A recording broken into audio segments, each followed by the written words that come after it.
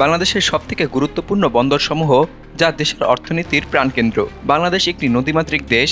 দেশের অর্থনীতি এবং বাণিজ্যের অন্যতম মেরুদণ্ড হল বাংলাদেশের ব্যবসা বাণিজ্য এবং আমদানি রপ্তানির কাজের বিশাল অংশ এই বন্দরগুলোর থেকে পরিচালিত হয়। দেশের ভৌগোলিক অবস্থান, বঙ্গোপসাগরের তীরবর্তী অবস্থান এবং বিস্তীর্ণ নদীমাতৃক ভূপ্রকৃতি বন্দরগুলোর গুরুত্ব বহুগুণে বাড়িয়ে দিয়েছে। এসব বন্দর দেশের আন্তর্জাতিক যোগাযোগকে জোরদার করে এবং অর্থনৈতিক প্রবৃদ্ধিতে গুরুত্বপূর্ণ ভূমিকা পালন করে। বাংলাদেশের অর্থনৈতিক কর্মকাণ্ড, শিল্পায়ন এবং বৈদেশিক বাণিজ্যের গতিধারা নির্ভরশীল মূলত এই বন্দরগুলিতে। এগুলো শুধু পণ্য আমদানি রপ্তানির ক্ষেত্রেই নয়, দেশের অভ্যন্তরীণ নদীপথ এবং সমুদ্রপথে মানুষের যাতায়াত এবং বিভিন্ন শিল্প কারখানার প্রয়োজনীয় কাঁচামালের সরবরাহেও গুরুত্বপূর্ণ। দেশের অর্থনৈতিক উন্নয়ন এবং বৈদেশিক মুদ্রা অর্জনে এই বন্দরগুলোর অবদান অনস্বীকার্য। প্রথমেই রয়েছে চট্টগ্রাম বন্দর। চট্টগ্রাম বন্দর দেশের সর্ববৃহৎ এবং প্রধান বন্দর।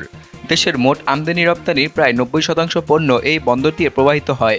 বঙ্গোপসাগরের তীরে অবস্থিত হওয়ায় এটি আন্তর্জাতিক বাণিজ্যের জন্য বাংলাদেশের মুখ্য প্রবেশপথ হিসেবে কাজ করে।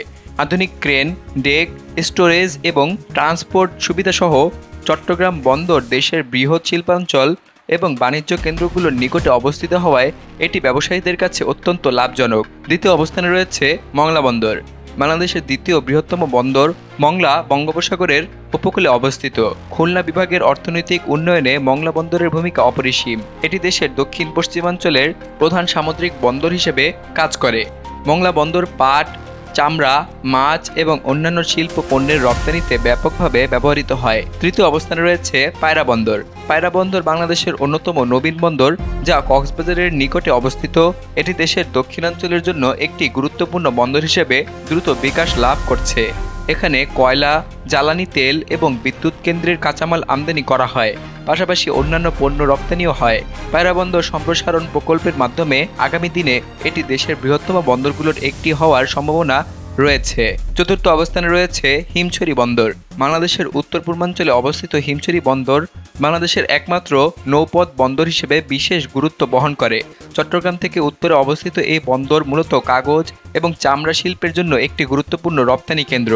নদীপথে পণ্য পরিবহনকে সহজতর করতে হিমছড়ি বন্দর অবিচ্ছেদ্য ভূমিকা পালন করে। পঞ্চম অবস্থানে রয়েছে চাঁদপুর বন্দর। মেঘনা নদীর তীরে অবস্থিত চাঁদপুর বন্দর স্থানীয় নৌপথ যোগাযোগে গুরুত্বপূর্ণ ভূমিকা পালন করে। এটি দেশের অভ্যন্তরীণ নৌপথ বাণিজ্যের জন্য অপরিহার্য। ছোট নৌযান এবং মালবাহী যানবাহন চলাচলের জন্য এই বন্দর ব্যবহৃত হয়। বিশেষ করে চাঁদপুর অঞ্চলের কৃষি এবং শিল্প পণ্যের পরিবহনে এর গুরুত্ব অনস্বীকার্য। ষষ্ঠ অবস্থানে রয়েছে নীলফামারী এবং কিশোরগঞ্জ নদীবন্দর সমূহ। নীলফামারী এবং কিশোরগঞ্জ অঞ্চলে নদীবন্দরগুলো বাংলাদেশের অভ্যন্তরীণ নৌপথ যোগাযোগে গুরুত্বপূর্ণ ভূমিকা রাখে। এই বন্দরগুলো দিয়ে মূলত কৃষিপণ্য, বস্ত্র এবং স্থানীয় শিল্প সামগ্রী পরিবহন করা হয়। অভ্যন্তরীণ বাণিজ্যের ক্ষেত্রে এসব নদীবন্দর স্থানীয় অর্থনীতিকে শক্তিশালী করছে।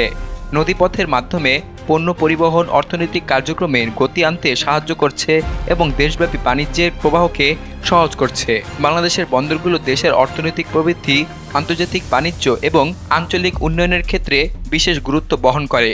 আধুনিক প্রযুক্তি, অবকাঠামোমূলক উন্নয়ন এবং দক্ষ মানব সম্পদ বিনিয়োগের মাধ্যমে এসব বন্দরকে আরও সক্ষম এবং কার্যকর করা গেলে দেশের অর্থনীতির ভবিষ্যৎ উজ্জ্বল হবে। বন্দরগুলো শুধুমাত্র আন্তর্জাতিক বাণিজ্যের দরজা নয়, দেশের অভ্যন্তরীণ যোগাযোগ এবং শিল্পায়নে গুরুত্বপূর্ণ কেন্দ্র হিসেবেও কাজ করে। এ কারণে দেশের বন্দরগুলোর উন্নয়ন দেশের সার্বিক উন্নয়নের জন্য অপরিহার্য।